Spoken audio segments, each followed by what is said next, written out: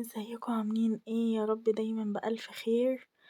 النهاردة بقى عملت الجمبري والشوربة بتاعته والرز بنفس طريقة المطاعم وأحلى كمان.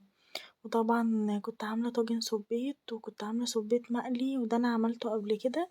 هحطلكوا اللينك بتاعه في صندوق الوصف. وطبق سلطة بقى حلو كده زي ده. جبت جمبري بالحجم ده كده. طبعا الجمبري أي حاجة انتوا تحبوها.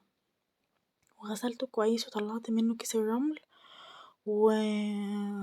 وحطيت فيه مية وحطيته على النار. جبت بصلاية قطعت منها حتة كده وحطيتها. والسر بقى في شوربة الجمبري بتاعة المطاعم التوم. هنحط فيها 3 فصوص توم زي ما هما صحاح كده. وهنحط فيها كمون. وهنغطيها ونسيبها على النار. هنا جبت حلة وحطيت فيها زيت وبصل مبشور.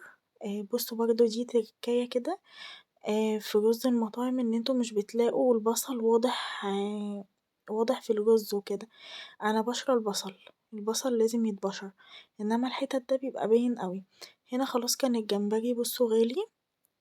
وخلاص داخل على السوا. انا سويت الجمبري الاول.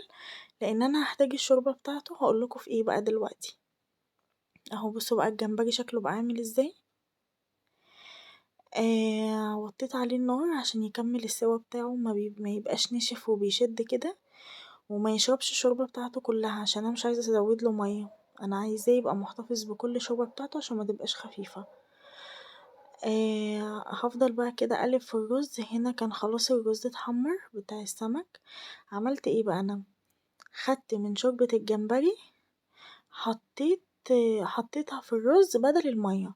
يعني احنا هنا هنشرب الرز من شوربة الجمبري.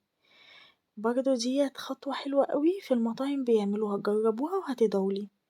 جميلة جدا وبتخلي ريحة الرز وطعمه تحفة. وفي سر كمان دلوقتي للرز هقولكوا عليه. بصوا اصلا شكل المية بتاعة الرز عاملة ازاي. هنا كده خلاص المية غليت. هحط فيها الرز وفي بقى حاجة تانية هقولكوا عليها استنوا. لو اول مرة تشوفوني اضغطوا شير ولايك وسبسكرايب للقناة. اهو بصوا. هحط بقى كمية الرز اللي معايا كلها. انا كنت عاملة كوبايتين رز بس ما كنتش عاملة كتير. بصوا بقى هحط ايه. اللي انا حطيته ده خلطة سمك. يعني ده كان فلفل على ثوم وعلى كمون وعلى ملح وكزبرة. وكنت فرماهم كلهم مع بعض. اخدت منها زي معلقة صغيرة. وحطيتها على الرز. مع شوربة الجمبري بقى. وكله احلى طبق رز ممكن تاكلوه في حياتكم. وشموا ريحة رز عمركم ما هتشموها في حتة قبل كده. وكده كان الاكل خلص وكنت بصوا بقى شوربة الجمبري شكلها عامل ازاي ده غير طعمها بقى وريحتها اللي كانت تجنن اصلا. والجمبري كان استوى كويس كمان. الرز كان طالع طعمه حلو قوي قوي قوي. يا رب. انا قلت النهارده حاجات بسيطة يا رب تعجبكم. لو اول مرة تشوفوني اضغطوا شير ولايك وسبسكرايب للقناة. باي باي.